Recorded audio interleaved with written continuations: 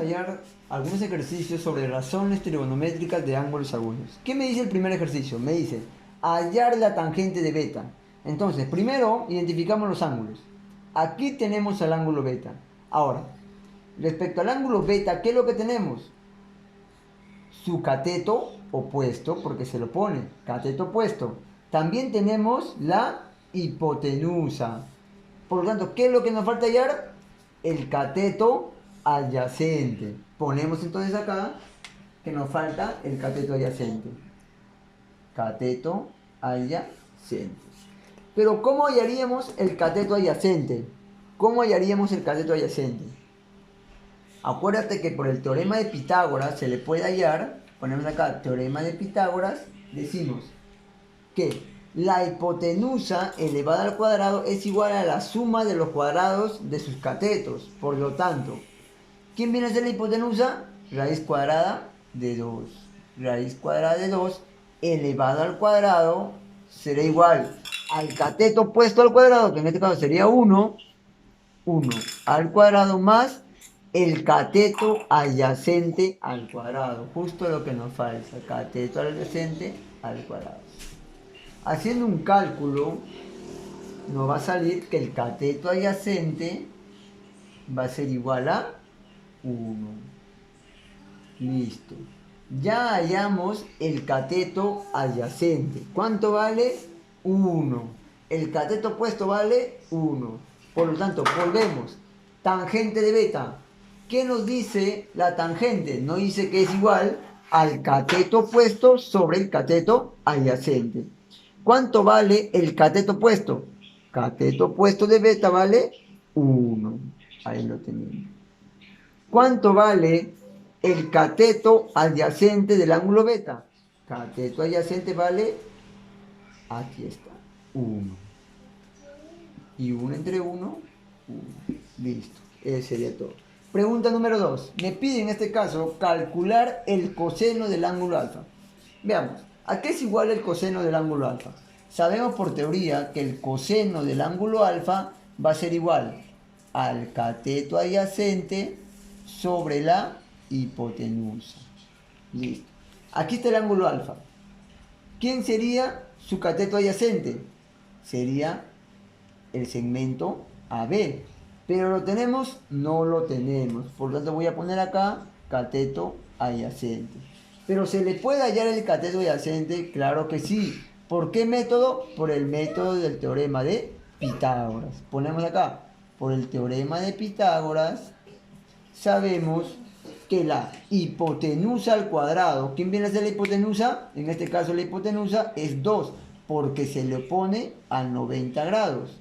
2 al cuadrado va a ser igual, cateto opuesto al cuadrado, 1 al cuadrado más el cateto adyacente que no conozco, pero está elevado al cuadrado.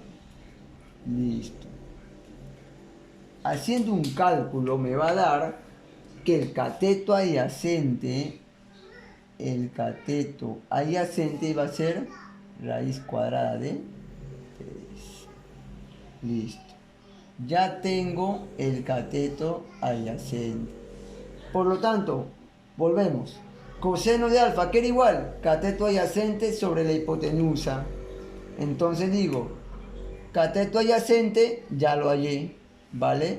Raíz cuadrada de 3. Sobre la hipotenusa, en el gráfico vemos que la hipotenusa vale 2. Y eso sería todo. Pregunta número 3. Me pide, nos complicamos un poco más y me dicen, hallar el seno de alfa multiplicado por el coseno de beta. Me dan este gráfico donde yo veo que, vamos a llamar este acá, ángulo alfa, nos falta por acá, y el ángulo beta. Listo. Yo noto que 90 grados es un triángulo rectángulo que está volteado. El 90 grados se encuentra acá en la parte de arriba, y yo digo, el que se le opone al 90 grados se le llamaba hipotenusa. Por lo tanto, aquí está mi 90 grados. Este viene a ser mi hipotenusa. ¿Lo conozco? No lo conozco. ¿Pero se le puede conocer? Sí, se le puede conocer por el teorema de Pitágoras, ya que contamos con dos catetos. Entonces digo, por teorema de Pitágoras, la hipotenusa al cuadrado será igual al cateto 3 al cuadrado más el otro cateto 4 elevado al cuadrado. ¿De acuerdo? Entonces, haciendo un esfuerzo matemático, vamos a notar que la hipotenusa, vamos a resolverlo para que se den cuenta, hipotenusa al cuadrado va a ser igual 3 al cuadrado 9 más 4 al cuadrado 16. Por lo tanto, esto sería 9 más 16, 25. Y todo exponente, ¿cómo pasa? En este caso, como está elevado al cuadrado, pasa como raíz cuadrada. H, que es la hipotenusa, será igual a la raíz cuadrada de 25. ¿Y cuánto es esto de acá? 5. Hipotenusa igual a 5. Listo.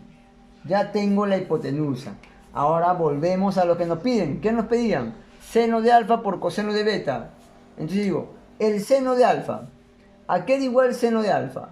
Al cateto opuesto sobre hipotenusa. Buscamos el ángulo alfa. Aquí está alfa.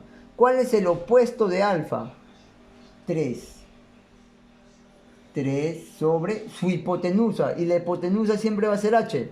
¿Vale? 5.